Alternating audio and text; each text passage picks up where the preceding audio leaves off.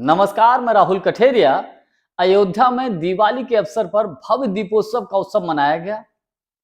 इस उत्सव में सरकार से जुड़े हुए तमाम लोग पहुंचे, मुख्यमंत्री योगी आदित्यनाथ जी पहुंचे, ब्यूरोक्रेसी के तमाम बड़े लोग पहुंचे। लेकिन जिस लोकसभा में यानी कि अयोध्या लोकसभा में यह कार्यक्रम हुआ, उसी लोकसभा के चुने हुए सांसद अवधेश प्रसाद जी को इस कार्यक्रम में नहीं बुलाया गया, यानी कि वो नहीं पहुंचे।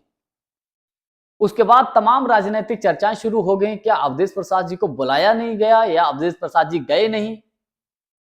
क्या सरकार की इसके पीछे क्या मंशा हो सकती है? इसके पीछे क्या कारण हो सकते हैं? जब पत्रकारों ने अवधेश प्रसाद जी से इस बात को लेकर सवाल किए, तो अवधेश प्रसाद जी ने योगी सरकार के ऊपर हमला बोला, योगी जी के ऊपर तंज बोला। तो क्या कुछ कहा है अवधेश प्रसाद जी ने योगी सरकार के ऊपर?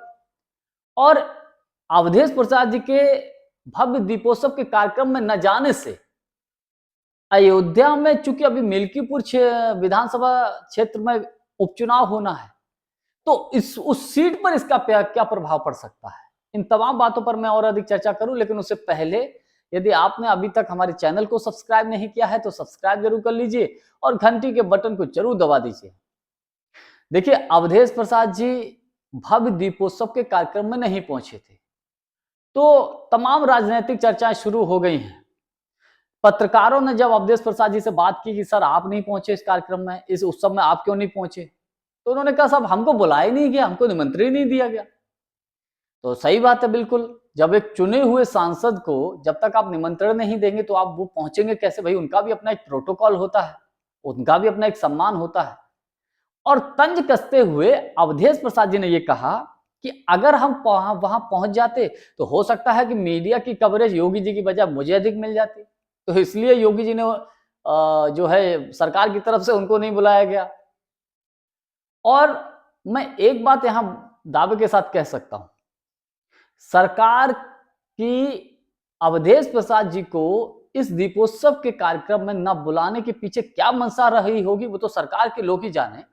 लेकिन मेरा व्यक्तिगत मानना यह है कि जो अयोध्या के क्षेत्र में जो मिल्कीपुर विधानसभा में जो उपचुनाव होना है, वहां पर आप यकीन मानिए कि इसका नुकसान हो जाएगा, क्योंकि समाजवादी पार्टी और अवधेश प्रसाद जी इसको ऐसे मैसेज पेश करेंगे कि साहब हम दलित हैं इसलिए हमको इस दीपोत्सव के कार्यक्रम में नहीं बुलाया गया। और इसका मैसेज बहुत हद तक चला भी गया है दलित लोगों में, ओबीसी के लोगों में।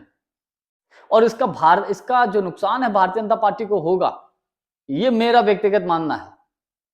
और मुझे ऐसा लगता है कि शायद अवधेश प्रसाद जी की लोकप्रियता से घबराहट है, डर है योगी सरकार को, इसलिए उनको इस कार्यक्रम में नहीं बुलाया गया।